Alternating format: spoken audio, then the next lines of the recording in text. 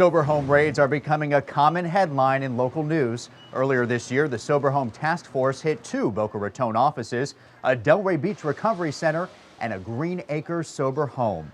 Tiffany is with the man behind these raids. I'm joined now by Palm Beach County State Attorney Dave Aronberg, who describes the opioid and heroin epidemic as the #1 criminal justice issue facing Palm Beach County. Thank you so much for being with us. Let's start with the numbers from your office. Last year in Palm Beach County alone, 592 people died from opioid overdoses. Those are some staggering numbers. How did we get here? Yeah, this was preventable. We knew what was happening when we started to shut down the pill mills. We knew that a lot of people would go to a less expensive, more accessible alternative, which would be heroin. Heroin is an opiate just like oxycodone, and it acts the same way in your brain. And when we raised the price and decreased the access to the pills, people then moved to street heroin, which is not your father's heroin anymore. It's now spiked with cheap, potent Chinese fentanyl and carfentanil, which is an elephant tranquilizer. And so you see the number of deaths have jumped. And then you add to that the abuse that's happening in the treatment industry. You've got these sober homes that seem to be popping up on every corner. I know that your office says in July of last year there were about 800 sober homes in Delray Beach. Right. It's hard to estimate the exact number because sober homes are completely unregulated. They're uncertified, they're unregistered, they're a rooming house or a house owned by anyone, and they can put 9, 12 people in a 3-4 bedroom house, charge rent or maybe not charge rent at all and get illegal kickbacks from treatment facilities. So it's a very lucrative business. And unfortunately, we've seen so many bad apples in this industry that it has defined the industry. And we've made 21 arrests as of right now, but that number is going to increase because we have a lot of the bad players in our sights. And it's a big effort because you have so much abuse in this area. But we're the only county doing this, and we have put the unwelcome sign on the front of our county because if you're going to do business in this kind of way, where you are preying upon people at the lowest stages of their lives, people with substance use disorder, then you're not welcome here in Palm Beach County. In the summer of last year, your office created the Sober Home Task Force to address this specific problem. And I recently sat in on one of those meetings and spoke with the task force director, Al Johnson. Let's hear what he had to say. We have significant legislation in front of the Florida legislature, in some regards a game changer in the industry. Not only to clean up the industry, some of the bad actors, but also going forward to bring new, a new ability on the part of Department of Children and Families to actually oversee the industry. He is talking about House Bill 807. As being the game changer. Does this bill have the teeth that it needs to kind of license and regulate those sober homes? Unfortunately, the bill doesn't include any regulation or licensing of sober homes. Because of the Americans with Disabilities Act and the Fair Housing Act, local governments and state governments are reluctant to do anything to regulate sober homes. And that's why we need the federal law to be clarified, to give local governments and state governments the ability to ensure the safety of these places for the residents. But right now, it's the wild, wild west. Anyone can own one, anyone can operate them, and there is no required certification or registration. So we do what we can in other ways. We find those who are engaged in illegal patient brokering, the illicit money, the kickbacks, and we charge them with third-degree felonies. We put handcuffs on them.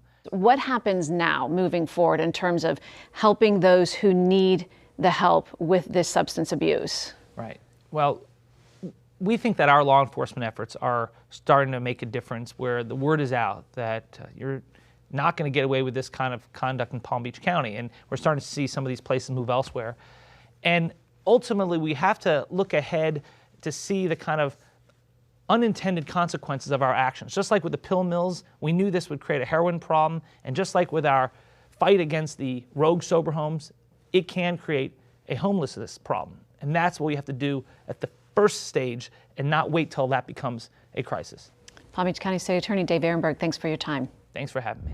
Now to the biggest heroin bust for the St. Lucie County Sheriff's Office ever. Detectives who raided the Fort Pierce home last month found 600 grams of heroin and fentanyl. The sheriff described the house as, quote, a drive-through for drug addicts. We see families ruined, we see lives lost, We see communities torn apart, and we want the help for those individuals. However, if you're a dealer, you're in our sights and we're coming for you. This scene happened less than 24 hours after the raid. Another drug bust and another arrest. Investigators say the drugs seized are worth more than $300,000. And just down the road in Martin County, 2 major drug operations. The alarming number of overdoses prompted the sheriff to target those selling and distributing the deadly drugs.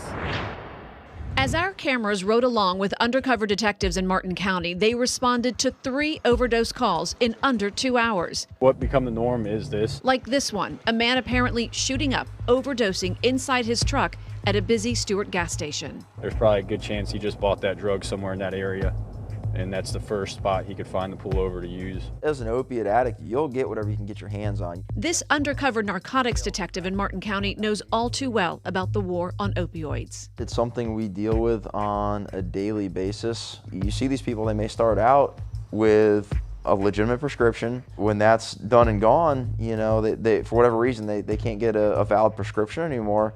Now they have this addiction they're left with, and they're dealing with withdrawal symptoms. They don't want to be sick. Sick is a term that they use to describe the withdrawal symptoms. And so, yeah, they turn to cheaper alternatives. The opioids, like heroin, are being cut with other synthetics like fentanyl. I'm selling you a shot as the drug dealer. I have a preloaded syringe. I'm telling you what's in it, but guess what? I'm a drug dealer. I'm probably not the most forthcoming person there is. How do you know it's not fentanyl? How do you know it's not another prescription pill? How do you know it's nothing at all, you know? And that's what's causing so many of these overdoses. I've lost count, truly. I mean, many times I don't know what they think they're purchasing heroin, but it's not even heroin. It's other synthetic substances that are killing people. Last fall, Martin County arrested more than 80 people as part of its Operation Relentless Pursuit and Operation Doolittle raid, specifically targeting those selling Opana, a deadly drug which gives users a similar high to oxycodone and morphine. Since those raids, the sheriff says they've seen a major decline in overdose calls.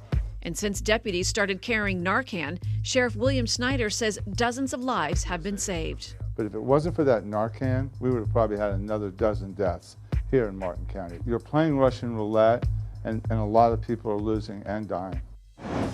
Ahead, the innocent victims, parents caught high and passed out, their children the witnesses. Plus, the way to start a conversation with your children before it's too late.